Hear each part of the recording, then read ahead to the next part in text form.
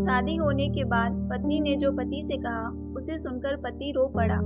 दोस्तों, शादी के तुरंत बाद की पहली रात थी, लेकिन इस कहानी की शुरुआत उस रात से नहीं, बल्कि उससे कुछ दिन पहले से होती है, जब आरती की आंखों में एक अजीब सा डर बस चुका था, जिसे कोई समझ ही नहीं पा रहा था। आरती एक साधारण लड़की थी, पढ़ी लिखी, समझदार और अपने परिवार से बहुत प्यार करने वाली। लेकिन पिछले कुछ हफ्तों से वो बदल गई थी। उसकी मुस्कान कहीं खो गई थी और उसकी आंखों में हमेशा एक बेचैनी रहती थी।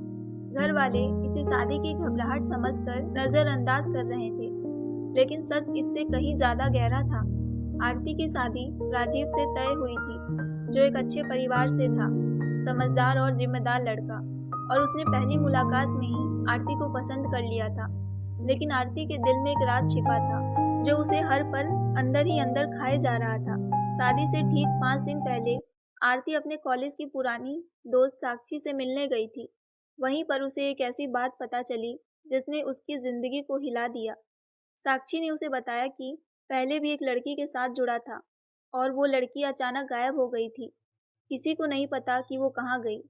शुरुआत में आरती ने इसे अफवाह समझा, लेकिन जब उसने खुद थोड़ा पता किया तो कुछ अजीब बातें सामने आने लगी।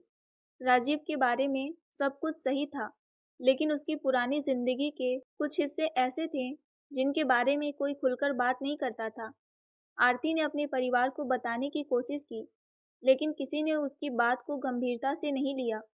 सबने यही कहा कि शादी के समय ऐसी अफवाह फैलती रहती है। धीरे धीरे शादी का दिन आ गया और आरती मजबूरी में इस रिश्ते को निभाने के लिए तैयार हो गई, लेकिन उसके दिल में डर और शक दोनों थे। शादी बहुत धूमधाम से हुई, हर कोई खुश था, लेकिन आरती की आंखों में वही डर अब भी था। रात को जब वो अपने कमरे में बैठी थी, तो उसके हाथ कांप रहे थे। उसे समझ ही नहीं आ रहा था कि वो क्या करे। तभी दरवाजा खुला और राजीव अंदर आया। उसने मुस्कुराकर कहा, आज से हमारी नई जिंदगी शुरू होती है। आरती ने उसकी तरफ देखा, लेकिन उसकी मुस्कान के पीछे कुछ छिपा हुआ सा लगा। कुछ पल की खामोशी के बाद आरती ने हिम्मत जुटाई और कहा, मुझे आपसे एक ज़रूरी बात करनी है। राजीव ने हल्के से मुस्कुराते हुए कहा, इतनी गंभीरता क्यों? आराम से बताओ। आरती ने कांपती आवाज में पूछा, क्या आप मुझे सच बताएंगे? राजीव थोड़ा चौंका, लेकिन बोला, हाँ, क्यों नहीं। आरती ने गहरी सांस ली और कहा, आपकी जिंदगी में पहले कोई लड़की थी? ये सवाल सुनते ही राजीव का चेहरा बदल गया।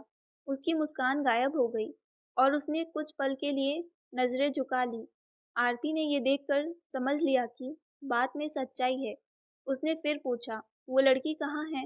राजीव ने धीमी आवाज में कहा, ये सब पुरानी बातें हैं, अब इनका कोई मतलब नहीं।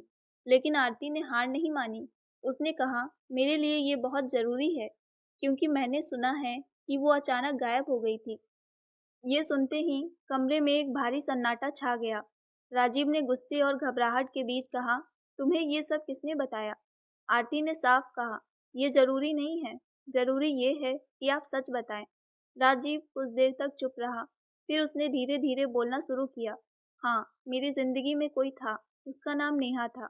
हम दोनों एक दूसरे से बहुत प्यार करते थे, लेकिन हमारे परिवार इस रिश्ते के खिलाफ थे। आरती ध्यान से सुन रही थी। उसकी धड़कन तेज हो गई।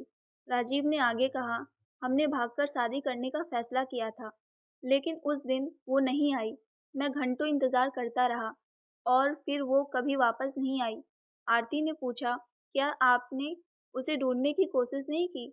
राजीव ने कहा, बहुत कोशिश की, लेकिन कुछ पता नहीं चला। उसके घर वालों ने भी कुछ नहीं बताया। धीरे धीरे मैंने मान लिया कि वो मुझे छोड़कर चली गई। आरती को ये कहानी अधूरी लगी। उसे लगा कि कुछ छुपाया जा रहा है। उसने कहा, लेकिन लोग कहते हैं कि वो अचानक गायब हो गई थी, जैसे कुछ गलत हुआ हो। राजीव ने गुस्से में कहा, लोग कुछ भी कहते हैं, हर बात पर विश्वास नहीं करना चाहिए। आरती चुप हो गई, लेकिन उसके मन में शक और गहरा हो गया। रात ऐसे ही बीत गई, लेकिन दोनों के बीच एक दीवार खड़ी हो गई थी। अगले दिन आरती ने तय किया कि वो सच जानकर ही रहेगी। उसने धीरे धीरे राजीव के पुराने दोस्तों से बात करनी शुरू की, और जो बातें सामने आई उन्होंने उसके डर को और बढ़ा दिया। किसी ने कहा, नेहा को आखिरी बार राजीव के साथ देखा गया था, तो किसी ने कहा कि उस दिन के बाद राजीव बहुत बदल गया था। आरती को अब यकीन होने लगा कि कहानी में कुछ बहुत बड़ा छिपा है। एक दिन जब राजीव ऑफिस गया हुआ था, आरती ने उसके कमरे में पुरानी फाइलें और सामान खंगालना शुरू किया। उसे एक पुरानी डायरी मिली जिसमें कुछ पन्ने फटे हुए थे, लेकिन जो लिखा था वो काफी था। उसमें नेहा का जिक्र था, उनके झगड़े, उनके प्लान और एक आखिरी एंट्री जिसमें लिखा था, अगर आज सब ठीक नहीं हुआ तो शायद सब खत्म हो जाएगा। ये पढ़कर आरती के हाथ कांपने लगे। उसी समय दरवाजा खुलने की आवाज आई। राजीव वापस आ गया था। उसने आरती को डायरी के साथ देखा और गुस्से में कहा, तुम मेरी चीजों में क्या देख रही हो?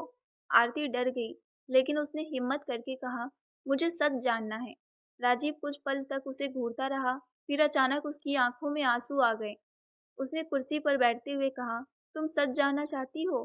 तो सुनो। आरती का दिल जोर जोर से धड़कने लगा। राजीव ने कहा, उस दिन नेहा और मेरा झगड़ा हुआ था।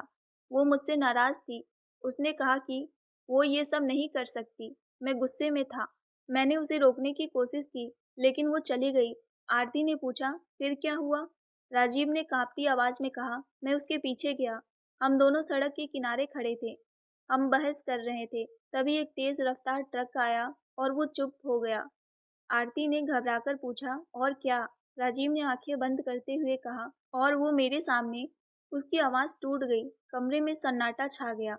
आरती के हाथ से डायरी गिर गई। उसे समझ ही नहीं आ रहा था कि वो क्या महसूस करे, दया, डर या सब। कुछ पल बाद उसने धीरे से पूछा, क्या ये सच है? राजीव ने कहा, हाँ।